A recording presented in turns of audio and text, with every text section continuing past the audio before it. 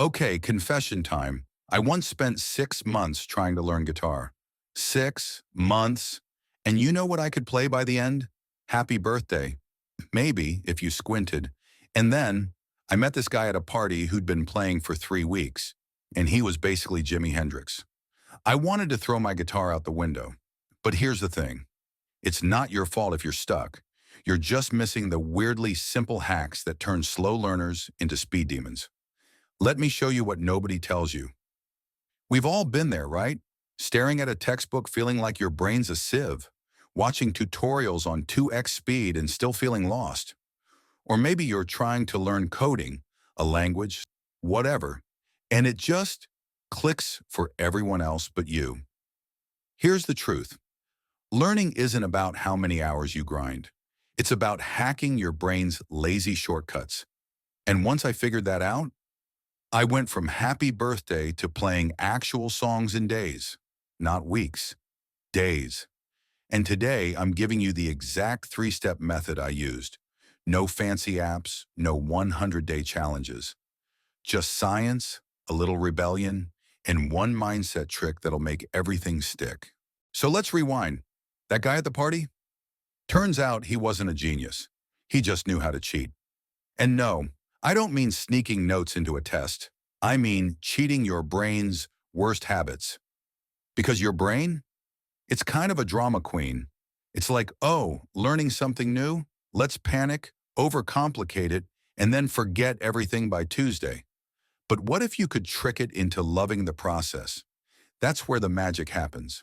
Let me explain. Most people think learning is about memorizing facts or practicing until your eyes bleed. But here's the secret.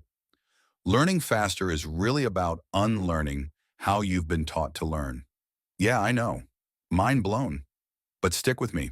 It all comes down to 3 things. The 80-20 rule of messy action, spaced repetition for rebels, and the teach it to a toddler test. Let's start with the first one, because this is where everyone goes wrong. The 80-20 rule of messy action. When I tried learning guitar, I did what everyone does. I Googled best way to learn guitar, bought a $300 course, and tried to memorize every chord before I even played a song. Big mistake. Because here's the truth. You don't need 100% of the information to get 80% of the results. In fact, trying to learn everything is why you quit.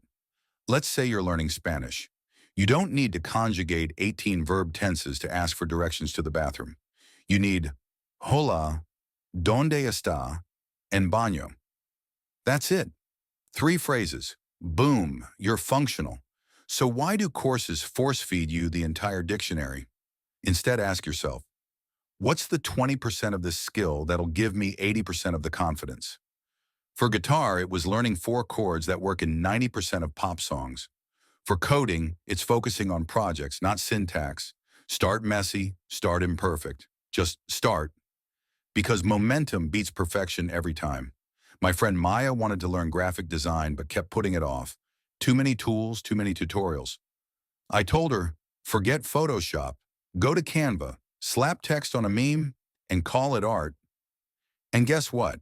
Once she got over the I need to be an expert first fear, she started improving way faster. So your homework, pick one thing you're overcomplicating right now. What's the simplest version of that skill? Do that. Today, not someday. Spaced repetition for rebels. Now let's talk about your brain's arch nemesis, forgetting. Because nothing's more frustrating than spending hours on something and then, poof, it's gone. But here's the thing. Forgetting isn't failure. It's part of the process. And there's a way to hack it. Scientists call it spaced repetition. I call it the cookie jar method. Let me explain. Imagine your brain as a cookie jar. Every time you learn something new, you're tossing a cookie in there. But if you never open the jar again, the cookies go stale. So instead of cramming 100 cookies in at once, you put a few in, wait a day, add a few more, wait 3 days. This works because your brain strengthens memories every time it almost forgets them. Wild, right? So instead of practice for 2 hours every Saturday, do 10 minutes today, 10 minutes tomorrow, then skip a day. It feels slower, but it's way more effective. When I tried this with guitar, I'd practice a chord for 5 minutes in the morning, then again while waiting for my coffee. By week 2, my fingers remembered what my brain didn't. But here's the rebel part. You don't need fancy apps or schedules. Set reminders on your phone with dumb emojis. Stick a note on your mirror, or tie the skill to something you already do. Learning French? Name everything in your fridge while making coffee. Studying for exams? Quiz yourself for 2 minutes after brushing your teeth. The key is to interrupt the forgetting right before it happens. And trust me, your brain will throw a party when it realizes it's getting stronger without the all-nighters. The teach it to a toddler test. All right, last step. And this one's gold. Because nothing exposes gaps in your knowledge like trying to explain it to someone else. Especially someone who asks why every 5 seconds. Here's the deal. If you can't explain it simply, you don't understand it deeply. So pick a 5-year-old, real or imaginary, and teach them what you're learning. Use stick figures. Use candy metaphors. Use anything but jargon. When I tried this with coding, I realized I didn't actually get how loops worked. I was just copying code. So I explained it to my cat. See, Mr. Whiskers, it's like telling you to knock over my water glass 5 times. But instead of writing knock it over 5 times, I say do this until I cry. Suddenly it clicked. This works because teaching forces you to simplify, to find the core idea. And if you hit a wall, congrats, you found your blind spot. Now you know exactly what to revisit. So next time you're stuck, grab a friend, a pet, or a houseplant and say, let me teach you something cool. If they look confused, you've got work to do. But if your plant survives the explanation, you're a genius. So there you have it.